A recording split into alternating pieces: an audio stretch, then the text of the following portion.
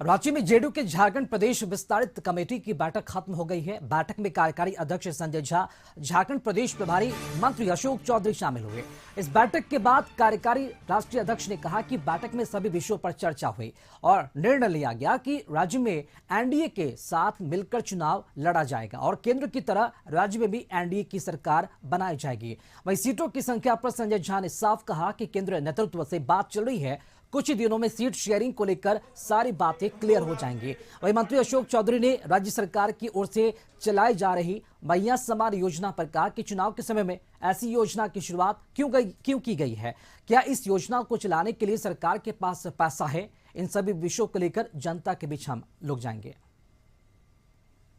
का कार्यक्रम चलेगा और हम लोग की जरूर इच्छा है पार्टी की एनडीए के साथ मिलकर के चुनाव लड़े। बातचीत भी हम लोगों की चल रही है। इसका जो भी, क्योंकि अभी तो जस्ट शुरुआत है, आगे जो भी इसमें बात आएगी आप लोग को जानकारी मिलेगी। 5 साल में इस तरह की योजना अंतिम समय में ही क्यों लाया गया और क्या सरकार के पास इन योजनाओं को उतारने की धन उपलब्ध है कि नहीं, ये सब प्रश्न जनता के बीच में है। और मुख्यमंत्री ने ये योजना लाया है तो सफलता की गारंटी उनको लेनी पड़ेगी। तो जेडीयू कार्य समिति की बैठक खत्म हो गई है।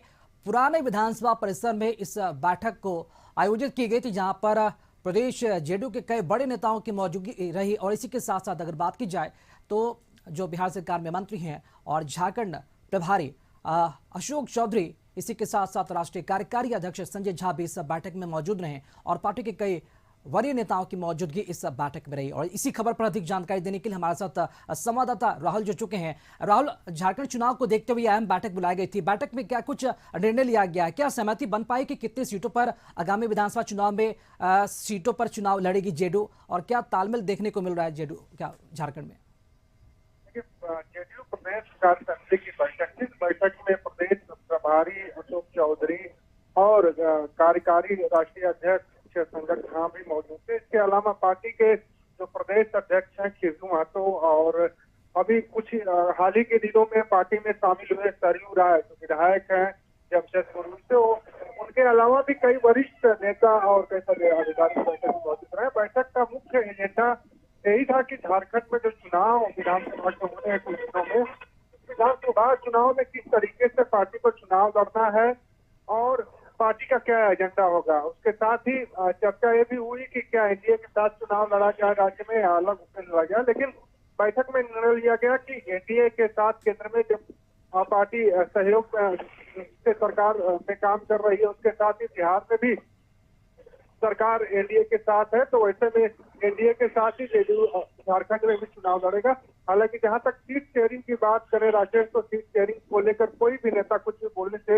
इनकार किया, कहा कि केंद्रीय नेतृत्व से सीट को लेकर बातें चल रही है और जल्द ही सीट शेयरिंग की चीजें साफ हो जाएंगी। तो एक तरह से हम कह सकते हैं कि जेडीयू विधानसभा चुनाव को लेकर अपने आप को पूरी तैयार दिखाई दे रही है और 1 महीने का कार्यक्रम भी आज तय हुआ है। उस कार्यक्रम के तहत जिले स्तर विधानसभा स्तर पर काम करेगी और पार्टी को किस तरीके से मजबूत करना, किस तरीके से बेहतर प्रदर्शन करना, इस पर काम करेंगे। तो कह सकते हैं कि विधानसभा चुनाव से कुछ दिन पहले ही जेडीयू अब दम भर रही है झारखंड में एनडीए के साथ चुनाव लड़ने के। अब देखना यह होगा कि केंद्रीय नेतृत्व जो एनडीए का है, बीजेपी है, वो झारखंड में कितनी सीटें जेडीयू को देती है चुनाव लड़ने के लिए, या पिछली बार किस तरीके से 2019 में अकेले चुनाव जेडीयू लड़ी थी झारखंड में, उसी तरीके से इस बार होता है। लेकिन इस बार सभी चीजें काफी सकारात्मक दिख रही है। इससे उम्मीद बताई जा रही है कि एनडीए के साथ ही जेडीयू झारखंड में चुनाव लड़ेगा। जी चलिए, बहुत शुक्रिया राहुल खबर पर जानकारी देने के लिए आपका।